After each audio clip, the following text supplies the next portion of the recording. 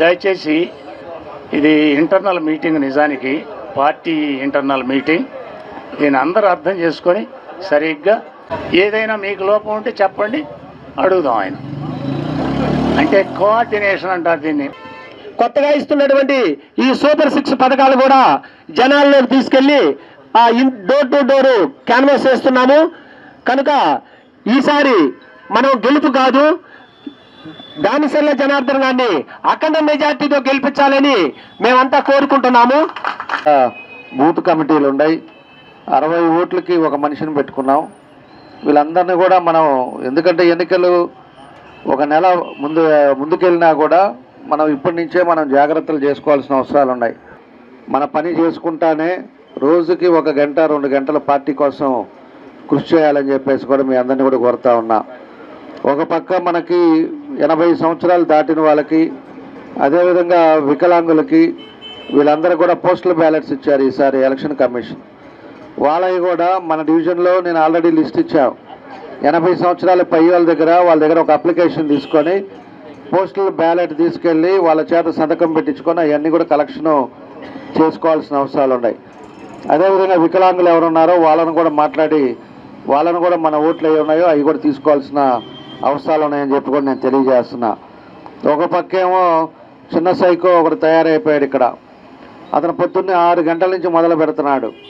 మన వాళ్ళు ఎవరున్నారా, 1 డబ్బు, 2 డబ్బు వద్దు అని చెప్పేసి అంటే మళ్ళీ బెదిరియటం, 3 ఆయన వృత్తి మీద ఏదో విధంగా ఇబ్బందులు పెట్టడం, ఈ విధంగా అందరినీ ఫోన్లు చేయటం. అతనేమో ఆ విల్లాల్లో కూర్చొని వాళ్ళ వియంకుడు ఒకటి తయారయ్యాడు. పోయినసారి అంతకుముందు ఎలక్షన్కి, నాకు తెలిసి ఎలక్షన్కి ఒకసారి కొత్తపండ మండలం తీసుకున్నాడు, ఒకసారి ఒంగోలు మండలం తీసుకున్నాడు. 10 సార్లు ఫోన్లు చేసి ఒకసారి రండి మాట్లాడాలి, ఒకసారి రండి అని చెప్పి మన వాళ్ళందరినీ కూడా ఇబ్బందులు పెడుతున్నారు. ఇవన్నిటి కూడా ఎక్కడ కూడా మనం వాళ్ళు ఫోన్ చేసినా కూడా ఫోన్ ఎత్తకాకండి, రికార్డ్ చేసి పెట్టండి. ఎవరైనా కూడా బెదిరించినా ఎవరైనా చేస్తే ప్రతి ఫోన్ కూడా రికార్డింగ్లో పెట్టేసేయండి. మనకు రికార్డ్ అయితే దాని మీద ఏం చర్యలు తీసుకోవాలో మేము చూస్తామని చెప్పి కూడా మీకు తెలియజేస్తూ ఉన్నాం.